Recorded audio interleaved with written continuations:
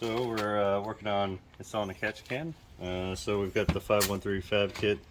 Comes with pre-cut hoses and all the hardware you need. It has their titanium mount bracket.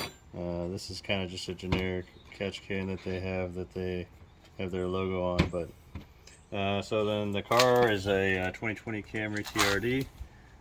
We can kind of go over real briefly. Let's go over the tooling first before we head that direction.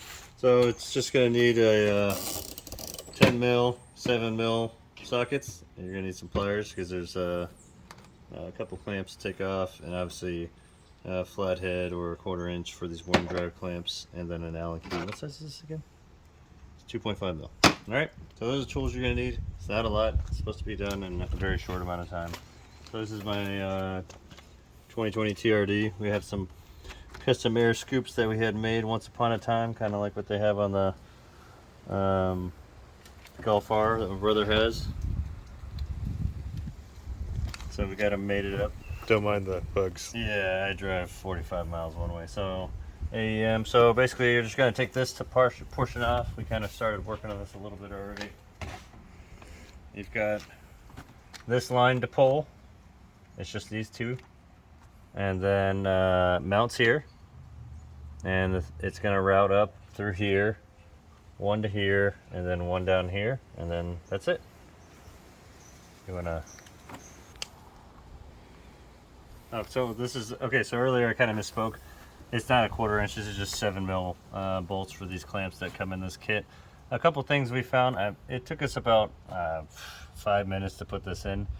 A couple things to consider. This area, kind of where it sets in line with this line, the AC line here, it's close contact. So we put some chafe tape on there. This is the routing, so you get your bigger line. It runs through here, comes around, goes here.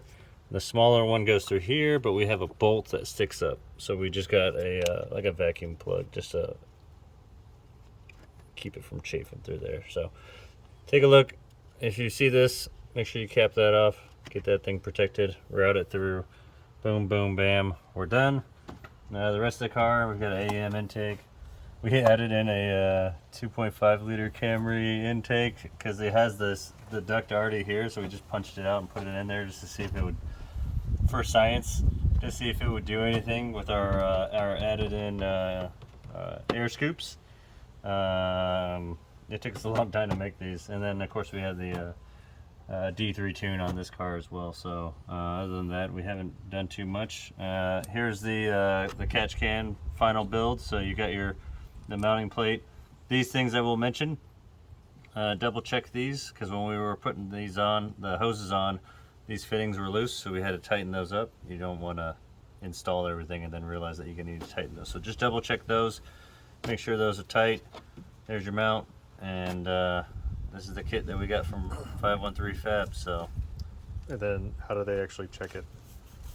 oh yeah, so this part just unscrews, and then you can drain the oil out and such. So the reason you want an oil catch can is, well, in this case it's a dual injection motor. A lot of motors are dual injection.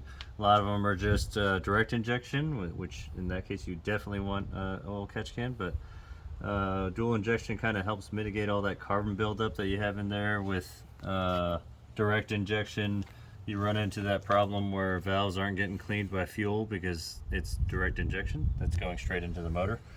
And so in this case, it's mainly just to kind of help with carbon buildup in the motor on the valves. So if you do have a direct injection, I would definitely get a oil catch can. It's not going to keep you from cleaning the valves. You're going to have to clean the valves no matter what. It's just going to kind of prolong when that does happen, because it's going to have to happen if you have a direct injection motor.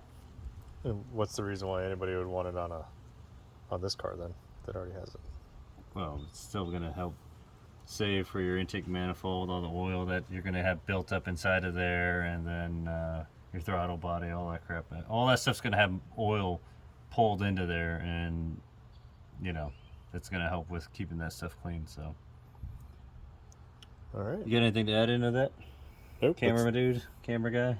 That's about it. I mean, it's all about making sure that you're not coating your intake manifold and everything else full of oil. So these are quick and easy to install.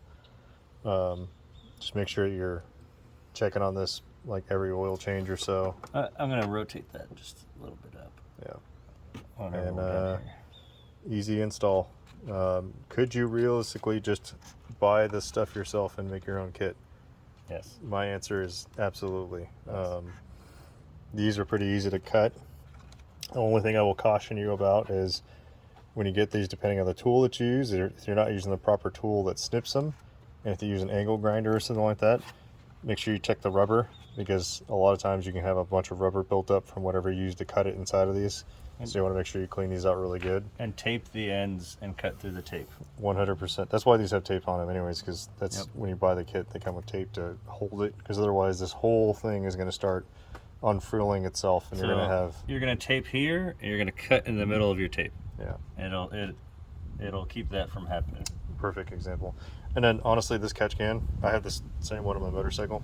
You could just buy it on Amazon, and all they're doing is just laser engraving this part, and that's pretty much it. So I think the main piece is really this bracket so that you can mount it over here, but you could probably DIY one if you're savvy enough to be able to do that stuff. So yeah, I've seen a lot of people mount them here to the side of the intake box. There's one of the mount screws here, or they'll have it mounted here. Those also look good too. So there's plenty of places here, and the motor's not taking up a massive amount of room in here. You can fit it in any number of places inside of this engine bay. So yep, just make sure you watch the chafe spots. Whichever way you route it, because eventually, if you don't, with the way vibration is and how this stuff is, it's going to dig through.